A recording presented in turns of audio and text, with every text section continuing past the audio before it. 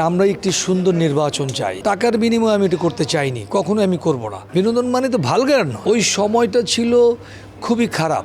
আমার বাবা মা ভাই বোন আত্মীয় স্বজন সন্তান যাকেই বলবেন কেউ কিন্তু এই খারাপ জিনিসটি গ্রহণ করে না। শাকিল ভাই, একটা সময় আপনার বড় পর্দায় তুমুল ব্যস্ততা ছিল, পরবর্তী সময়ে আপনি একটু নিজেকে সময় দিয়েছেন, আপনার ব্যক্তিগত জীবন আপনি আপনার মতো করে কাটিয়েছেন। পরবর্তীতে আমরা দেখলাম যে আসলে এখন আবার আমরা আপনাকে মাঝে মাঝে পাচ্ছি বিভিন্ন আয়োজনে, কিন্তু পর্দায় আবারও আপনাকে পাবো কিনা? অবশ্যই পাবেন। দেখেন, আমি পর্দা থেকে কখনো দূরে সরে যাইনি।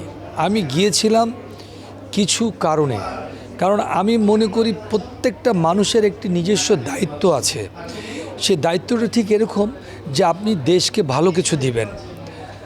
এখন ঘটনা হচ্ছে, আমি যখন ব্যাক টু দ্য প্যাভিলিয়ন আমি যখন চলে গেলাম, তখন কিন্তু ওই সময়টা ছিল খুবই খারাপ সময় মানে বলতে গেলে যে একটা অশ্লীলতার একটা ভরপুর, যেটা সমাজ কখনো গ্রহণ করে না, যেটা আমার পারিপার্শ্বিক আমার বাবা মা ভাই বোন আত্মীয় স্বজন সন্তান যাকেই বলবেন কেউ কিন্তু এই খারাপ জিনিসটি গ্রহণ করে না।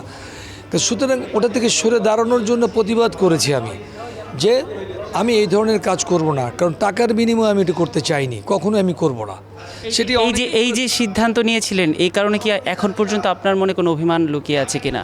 দেখেন, অবশ্যই লুকিয়ে তো অবশ্যই অভিমান না, এটা কোনো অনেক কষ্টের একটা জায়গা। কারণ হলো গিয়ে আমরা এখানে সুন্দর কিছু করতে এসেছি, অশ্লীল কোনো খারাপ কিছু না, তাই না? আমরা তো সুন্দর জিনিসটি চাই, কারণ বিনোদন মানেই তো সুন্দর, বিনোদন মানেই তো আনন্দ, বিনোদন মানে তো ভালগার নয়, তাই না?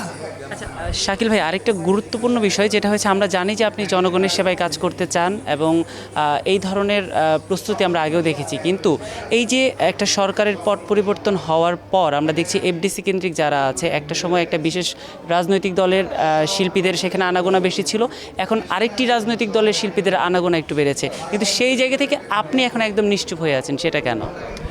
দেখেন, এটা যার যার ব্যক্তিগত ব্যাপার। এখন আমি কারো তো ব্যক্তিগত ব্যাপারে হস্তক্ষেপ করতে পারি না। আমি আমার নিজের সিদ্ধান্ত নিতে পারি বা আমার নিজের সিদ্ধান্তের কথা বলতে পারি, যেটি আমি করে আসছি।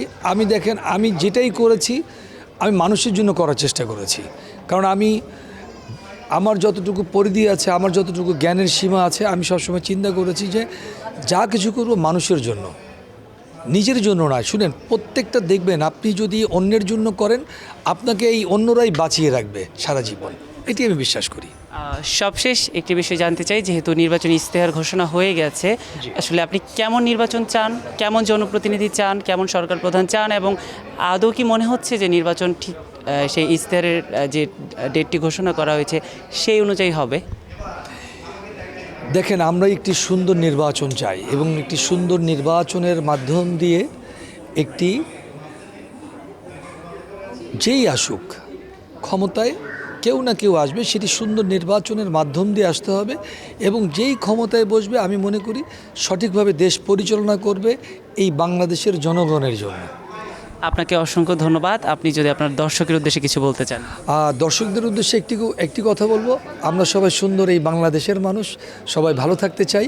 বিশেষ করে যেহেতু ফিল্মের একটি নাম দিয়ে আজকে এই শাকিল খানের পরিচয়, সুতরাং এই আপনারা হলে এসে বাংলা ছবি দেখুন, কারণ এখন ভালো বাংলা ছবি হচ্ছে, কারণ এটি কিন্তু আপনাদেরই, এই দেশটা আমাদের, এই বাংলা ছবির যাই কিছু দেখছেন সবই কিন্তু আপনার এবং আমার।